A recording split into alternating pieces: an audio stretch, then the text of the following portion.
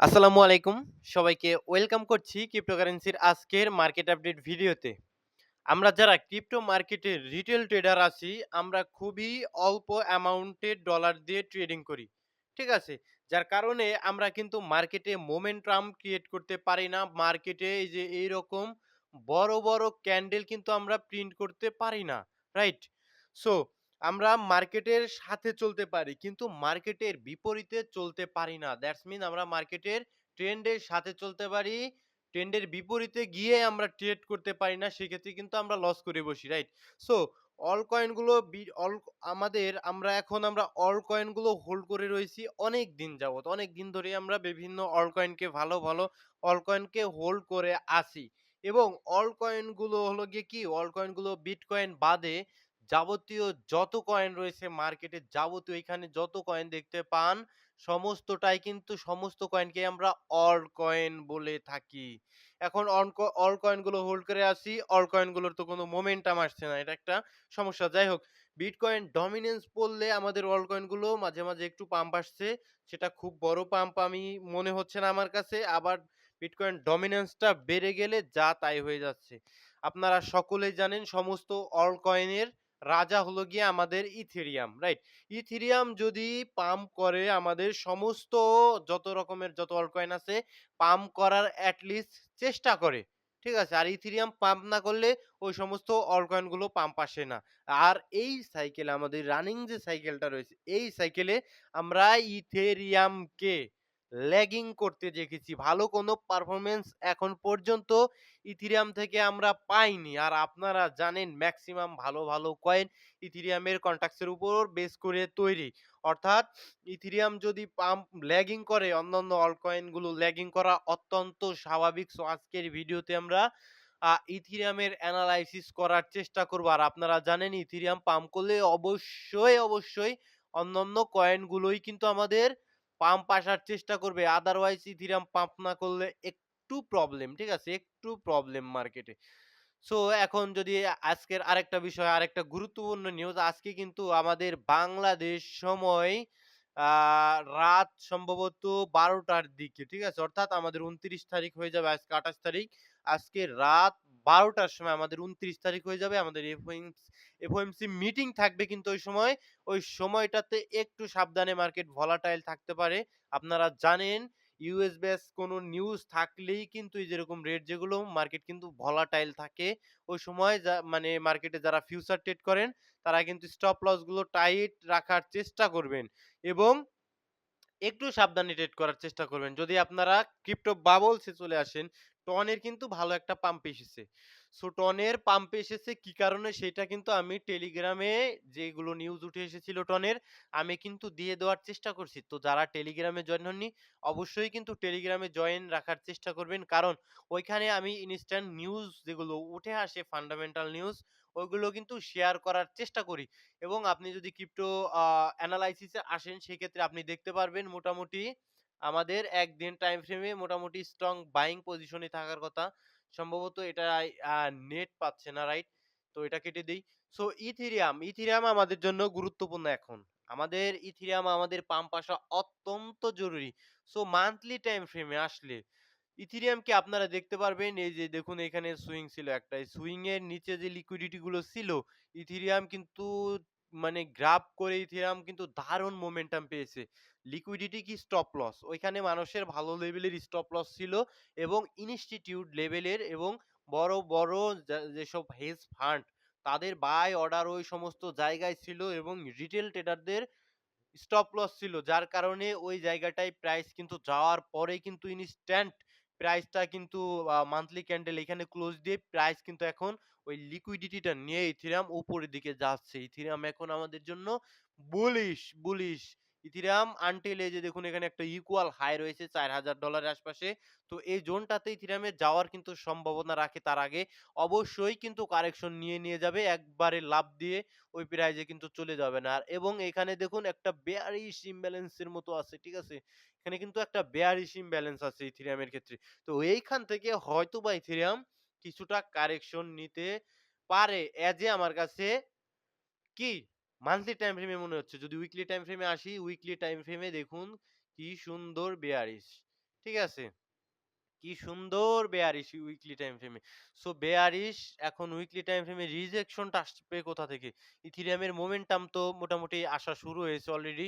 যেহেতু বড় এই যে দেখুন স্মার্ট মানি আসা শুরু হয়েছে ইথিরিয়ামে, রাইট? এই যে যেভাবে মানে হেজ ফান্ড গুলো, ব্যাংক গুলো যেভাবে সেল করেছিল, সেইভাবেই কিন্তু তারা আবার বাইং করা স্টার্ট করেছে। দ্যাটস মিন স্মার্ট মানি আসা শুরু হয়েছে ইথিরিয়ামে।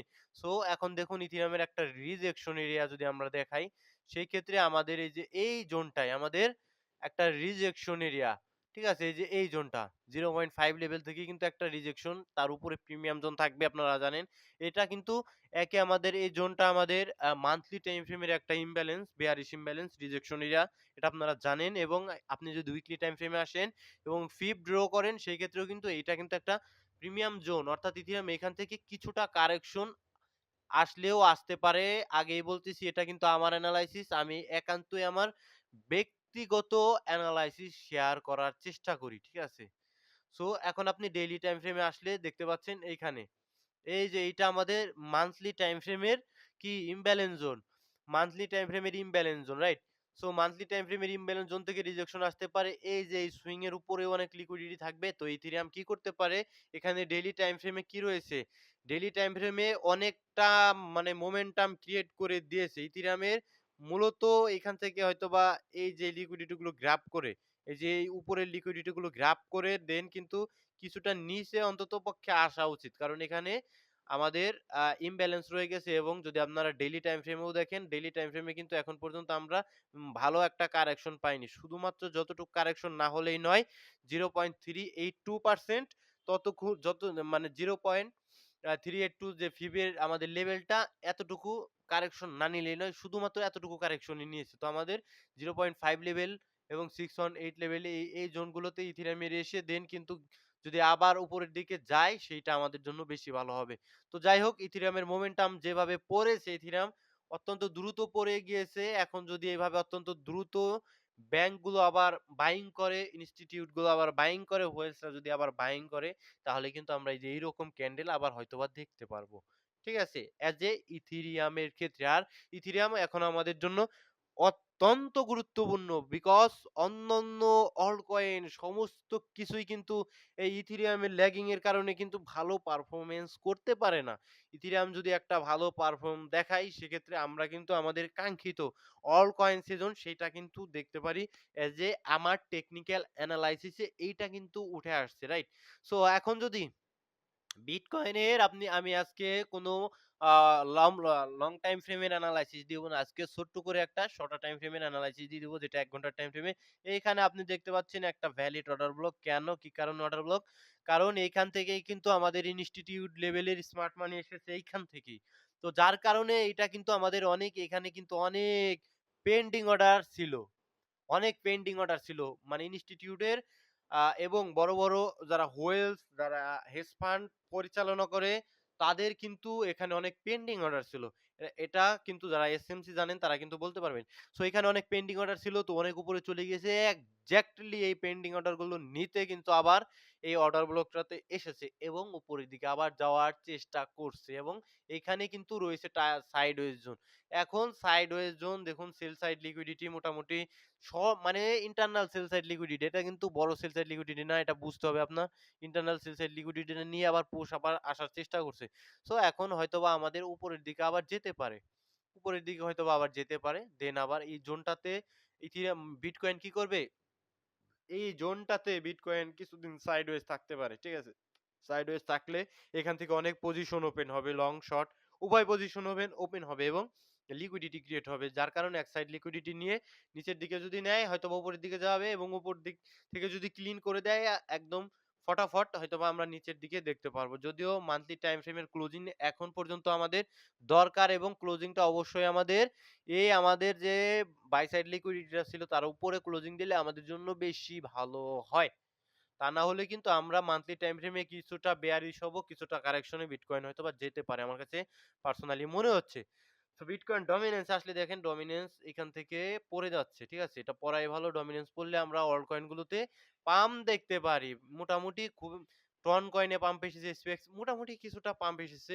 যেহেতু ৪ ঘন্টার ডমিন্যান্স পড়েছে এইজন্যই খুব একটা বড় পাম্প আমরা দেখতে পারিনি, রাইট? যদি আপনি ১ ঘন্টার টাইম ফ্রেমে যান সেক্ষেত্রে দেখতে পারবেন বেশ কিছু কয়েন কিছুটা পাম্প আসার চেষ্টা করছে। খুব বড় পাম্প আমি বলব না। কিছুটা পাম্প, ঠিক আছে? টন পাম্প করছে কারণ গুড নিউজ রয়েছে টেলিগ্রামে আমি জানিয়ে দিয়েছি, ঠিক আছে? এখন কমেন্ট পড়বো অল্প কিছু কমেন্ট। আসসালামু আলাইকুম ভাই। ওয়ালাইকুম সালাম। IOTA কয়েনের অবস্থা আ একটু বলবেন। ঠিক আছে, আমি IOTA এর টেকনিক্যাল চার্টটা হয়তোবা আপনাদের আমি দেখিয়ে দেওয়ার চেষ্টা করব। নেক্সট নেক্সট কি আচ্ছা IOTA এর ১ম আমি চার্টটা দেখিয়ে দেই। দেখুন IOTA ডেইলি টাইম ফ্রেমে আপ ট্রেন্ডে রয়েছে। দেখুন আপ ট্রেন্ডে নয়, আপ ট্রেন্ডে রয়েছে ডেইলি টাইম ফ্রেমে, রাইট? সো এখানটাতে আমরা কি দেখতে পাচ্ছি? একটা বুলিশ অর্ডার ব্লক। এই যে দেখুন বুলিশ অর্ডার ব্লক। কারণ উপরে দেখুন ইমব্যালেন্স রয়েছে, এটা ভ্যালিড বুলিশ অর্ডার ব্লক, ঠিক আছে? এটাকে টাচ করেছে। টাচ করে ইনস্ট্যান্ট কিন্তু উপরের দিকে ক্যান্ডেল গুলো ক্লোজিং দিয়ে এখন উপরের দিকে যাওয়ার চেষ্টা করছে। এখন হতে পারে IOTA এখন হয়তোবা উপরের দিকে যাওয়ার সম্ভাবনা রাখে। ঠিক আছে? আর যদি এই অর্ডার ব্লকটাকে ব্রেক করে দেয় তাহলে কিন্তু আরো নিচের দিকে চলে আসবো। সো আমি এক্সপেক্ট করব এই অর্ডার ব্লকটাকে ব্রেক করবে না।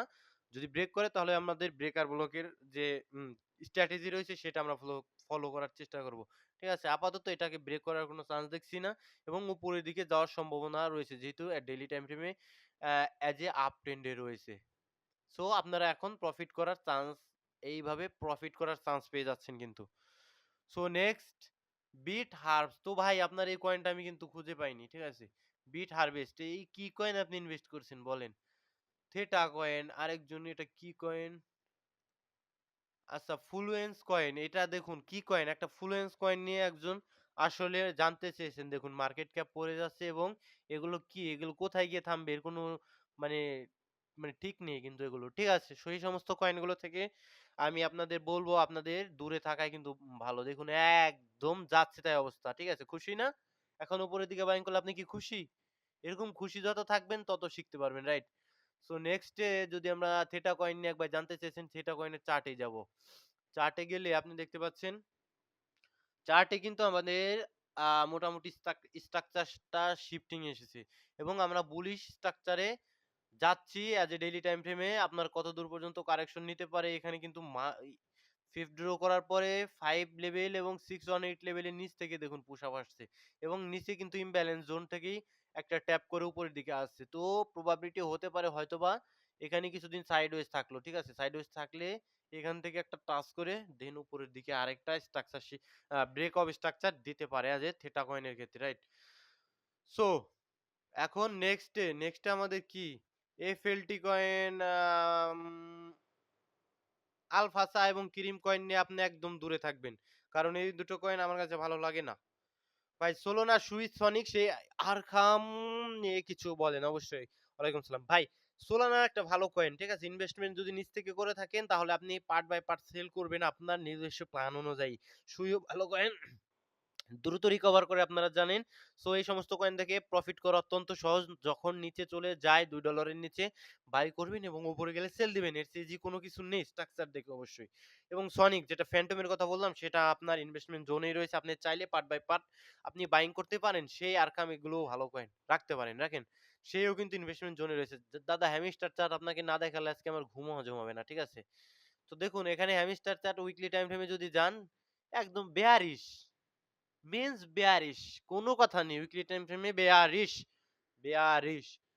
তো দেখুন এইখান থেকে একটা লোয়ার লো ক্রিয়েট করলো এখন উপরের দিকে লোয়ার হাই ক্রিয়েট করেছে একদম এক্স্যাক্টলি 6 on 8 লেভেল থেকে কিন্তু নিচের দিকে আবার পড়ে যাচ্ছে এখন কিছুদিন সাইডওয়েজ থাকলো তো টন ভালো করলে কিছুদিন সাইডওয়েজ থাকলো দেন আবার পড়ে গেল এভাবেই আমার কাছে পার্সোনালি মনে হয় হতে পারে আদারওয়াইজ যদি এখানে সাইডওয়েজ থেকে কিছুদিন দেন কিন্তু এই স্ট্রাকচার শিফটিং দেয় তাহলে কিন্তু আমরা হয়তোবা উপরের দিকে কিছুটা যেতে পারি যেটার চান্স আমার কাছে আপাতত মনে হচ্ছে না যে হ্যামস্টার কয়েনের ক্ষেত্রে। সো নেক্সট সাগা কয়েন মোটামুটি খারাপ নয়। সেই কয়েন টিআরবি কয়েন পাম্পেন্টি নিয়েন না ভাই ডট কয়েন খারাপ নয়। আর এখানে ওম কয়েন নিয়ে আপনি দূরে থাকবেন নিউরো কয়েনেও মানে মিম কয়েন এগুলো দূরে দূরে। File coin file coin weekly time ফ্রেমে যে বেয়ারিশ রয়েছে এটা আপনাকে আর বলে দিতে হবে না।